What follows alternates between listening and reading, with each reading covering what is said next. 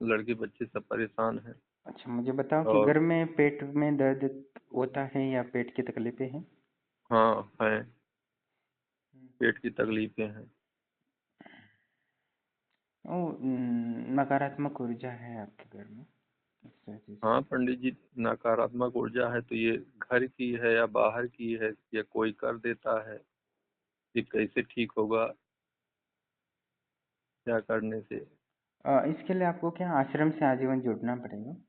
फिर आश्रम आपका मैं तो ये गूगल से सर्च किए तो जो उसमें अभी पढ़ रहे थे ये योग टटका वाला, हम्म। तो उसी में आपका ये हाँ ब्रह्मलोक ठीक है, अभी आश्रम का जो मेरा है। एक ना वो यूट्यूब चैनल भी है, ब्रह्मलोक आश्रम। आप सर्च करेंगे ना यूट्यूब चैनल, अच्छा। तो मैंने अच्छा काफ़ी ये। वीडियो डाले हैं, 1000 से ज़्यादा। ठीक है, जी। तो लगभग। कोई तो वो आप कोई इसका। सुनेंगे तो आपको पता चलेगा कि आश्रम का क्या है। तो आपको जी लगे तो जी। जुड़ना है तो आप तब मुझे कॉल करो। और तो ये जो ये आप आश्रम बोलो, ये कहाँ पर है आश्रम से जुड़ना गुरु मतलब क्या है कि आत्मा के रूप से जुड़ना है, आना नहीं है वहाँ। क्योंकि गृहस्थ जी? लोग होते हैं, घर में बहुत सारे काम होते हैं। जी मैं जी जी क्रियाएं हम। बताता हूँ, वो आप करेंगे तो आश्रम की शक्तियाँ नकारात्मकता भी दूर करेंगे, और आगे आपको आध्यात्मिक भौतिक के दोनों के लिए मार्गदर्शन भी आपको मिलता रहेगा आश्रम से। जैसे और कोई हमसे जुड़े हुए हैं हाँ। तो जैसे और कहीं जुड़े हुए हैं। हम्म। तो भी कोई हाँ दिक्कत जैसे। नहीं है, ऐसा कोई हाँ। दिक्कत नहीं। बहुत सारे ऐसे लोग हैं जो बाकी लोगों से भी जुड़े और हमसे भी जुड़े। हमारा थोड़ा अलग है, उनका अलग है, वहाँ से अलग पैदा होगा, यहाँ से अलग पैदा होगा। तो ठीक। ये पेट दर्द से गुरुजी कैसे ये अभी कुछ रिलीफ के लिए कुछ हमें उपचार बता दीजिए। वो हमारा, देखो हमारा अलग पद्धति है, हमारी तांत्रिक पद्धति होती है, उसमें यज्ञ होता है। जी जी तो वो दूर किया जाता है। अभी किसी जी से कचरा निकाल रहे तो कचरा निकाल के कहीं फेंका जाता है ना, अपने घर में ही तो नहीं डाला जाता। जी जी तो आप कचरा निकाल के कहाँ फेंकोगे बताओ। जी तो वो तो हमें निकाल के वो फेंकना पड़ेगा ना। जी जी। तो वो काम हमारा है, तांत्रिक पद्धति से करना। तो जैसे आपको तो अभी हम जानते नहीं कि आपका कहाँ कैसे क्या है।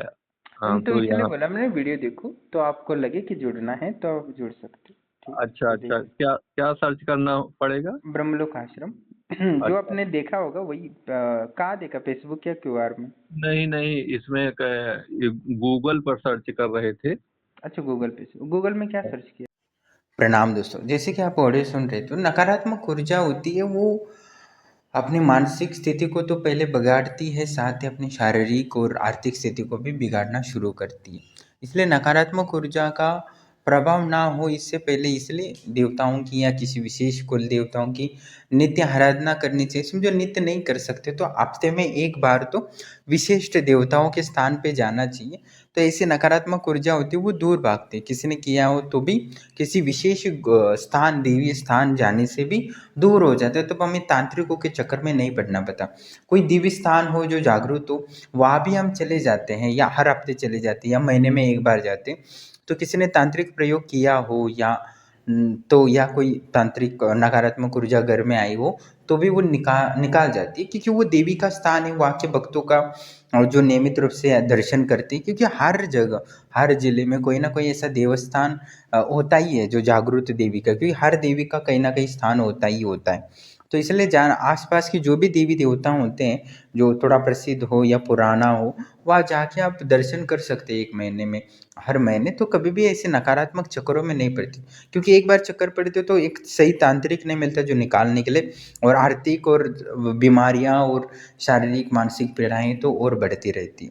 और ये कि आप खुद ये रेमेडीज करके आप रिमूव नहीं कर सकते, क्योंकि कचरा आप निकाल रहे हो तो कचरा कहाँ फेंकोगे, कहीं और बाहर फेंकोगे तो बाहर के किसी को लग जाएगा, या तो फिर से वो वापस आ सकता है।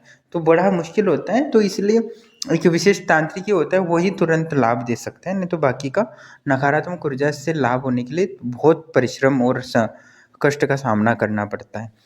और जो तांत्रिक होता है वो उस यज्ञ ऊर्जा को खींच के जला या नष्ट करता है या अपनी शक्तियों के अधीन करता है, तभी इससे मुक्ति मिलती है, नहीं तो वो पुनः वापस आ सकते हैं। बहुत सारे लोग तांत्रिक छोटे मोटे वहाँ जाते, झाड़ फूँक करते हैं, उतारा करते हैं, और उससे क्या होता है वो ऊर्जा तो चली जाती है पर कुछ समय के लिए लाभ होता है, फिर वापस आ जाती है, क्योंकि वहाँ से वो बंधन मुक्त हो जाती है। तो बंधित वगैरह नहीं करना चाहिए, एक विशेष गुरु के पास ही जाना चाहिए जो हमेशा के लिए उस ऊर्जा को अपनी कैद में रख सके, हमेशा अपने उस शक्ति को नियंत्रित में रख सके और हमेशा के लिए वो नकारात्मक ऊर्जा को सकारात्मक में रूपांतरित करके बहुत सारी ऐसी प्रक्रिया होती है जो उसको परमानेंट इलाज के लिए जो सोईस्कर होता है वो करता है तांत्रिक। तो विशेष गुरु के पास ही जाना चाहिए। और ऐसी नकारात्मक ऊर्जा से फंस जाते हो तो पहले तो विशेष स्थान पे विशेष देवी के स्थान हर महीने एक बार भी जाते हो ना तो भी आपको विशेष लाभ होता ही होता है इसमें। और साथ ही आर्थिक और व्यापार में और बुद्धि की क्षमता भी बढ़ती है और व्यसन और एडिक्शन लगने की जो संभावनाएं होती है ना वो भी कम जाती है। इसलिए हमारे फैमिली के साथ या बच्चों के साथ बाहर कहीं घूमने से जाने से अच्छा है कि एक विशिष्ट सिद्ध देवस्थान जाना चाहिए जहाँ से आशीर्वाद लेके अपने देवताओं से भोग वगैरह चढ़ा उनसे आशीर्वाद देना चाहिए सुरक्षा का। तो इसलिए बहुत सारे ग्रह वगैरह भी शांत होते हैं, सोईस्कर होते हैं। आगे वर्तमान में स्थिति तो जिस स्थान पे रहते वहाँ में सकारात्मक ऊर्जा का वृद्धि होती है और नकारात्मक ऊर्जा वहाँ से चली जाती है। इसलिए किसी भी देवी देवता के पास जाते हो तो भले उनका एहसास हुआ हो ना हुआ पर विशेष भोग लगा के आप वहाँ से आशीर्वाद की मांग करके आते हो तो वहाँ फायदा होता है। पर आजकल के लोग बाहर इधर उधर घूमते रहते हैं पर कभी भी देवी स्थान के यहाँ नहीं जाते क्योंकि हर जिले में कोई ना कोई होता ही होता है देवस्थान। तो वहाँ जाते हो तो ऐसी किसी ने करने की कोशिश भी की तो उसका उतना प्रभाव नहीं पड़ता या कोई भूत प्रेत भी घर में नहीं घुसता उस देवी स्थान क्योंकि और उस वजह से जो बहुत सारे डिप्रेशन वगैरह होते हैं, मानसिक बीमारियां होती हैं, वो भी दूर हो जाती है। तो ये छोटा सा ही होता है। आप हर महीने में कहीं ना कहीं जा सकते हो जो देवस्थान होता है आसपास के आप ही के एरिया के जहाँ होता है वहाँ जाने से बहुत सारे लाभ होते हैं। साथ ही वो आपके बच्चों की सुरक्षा भी प्रदान करते हैं। आपके लोगों से झगड़ा वगैरह होता है, क्रोध वगैरह, काम क्रोध लोभ ईर्ष्या द्वेष वो भी नियंत्रित आने लगते हैं इसमें। इसलिए बहुत सारे लाभ होते हैं। इसलिए देवस्थान में जाके 1-2 घंटा ओम नमः शिवाय ओम का जप उनको समर्पित करना चाहिए, जिससे कि जीवन में कोई भी मंत्र आप जो उस देवी के संदर्भ में हो तो वहाँ के पंडित को दक्षिणा दे के उसको जप समर्पित कर लेना चाहिए, जिससे कि जीवन को परिपूर्णता आपको प्रदान हो जाए।